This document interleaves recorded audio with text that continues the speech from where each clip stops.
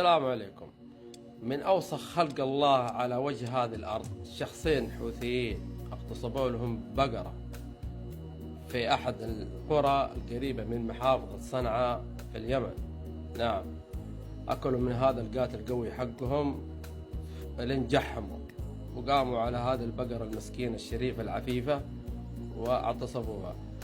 بعد فعلتهم هذه القذرة الدنيئة البقرة جتها حالة نفسية. نعم، لأن البقر يا جماعة الخير فيها مبدأ العفة والشرف زي البشر سبحان الله، يعني بقرة شريفة عفيفة.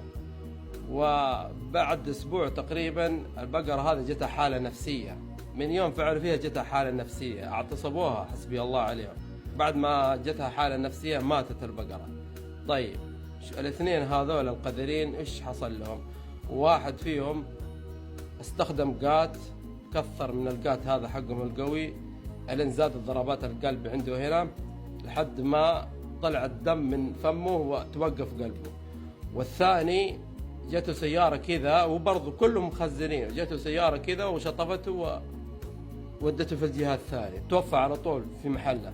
طبعا وش نفهم من هذه السالفة؟ نفهم انهم يوم كانوا الحوثيين على مذهب العقيدة الزيدية الجارودية أو العقيدة الزيدية، كانوا أقل شيء على مذهب عقيدة نقية وشوية فيها نظافة، يعني مع أنهم شيعة، ولكن بعد ما تحولوا على عقيدة الاثنا عشرية الإيرانية هذولا الملاعين، هذه فعلتهم. نعم هذه فعلتهم. طيب كيف عرفت يا محمد؟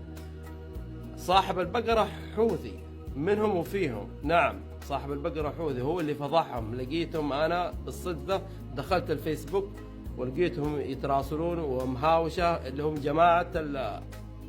جماعة هذول اللي ماتوا، الحوثيين ذول اللي اغتصبوا البقرة.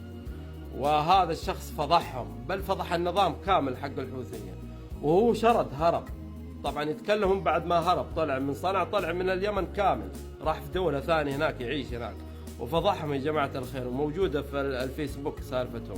فعلا انتم اوسخ خلق الله يا الحوثيين، اوسخ خلق الله عرفتها البشر قسم بالله. يوم كنتم على العقيدة الزيدية ما كنتم كذا، كنتم فيكم نوع من النظافة والطهارة ونقاوة العقيدة حقتكم، يعني في شيء، يعني ما زلتم كنتم تخافون الله حتى لو كان جزء بسيط يا شيعة الحوثة. لكن بعد ما تحولتم على العقيدة الاثنا عشرية الإيرانية زي كذا صرتم أوسخ خلق الله، أوسخ خلق الله جميعكم، صغيركم كبيركم، رجالكم نساءكم.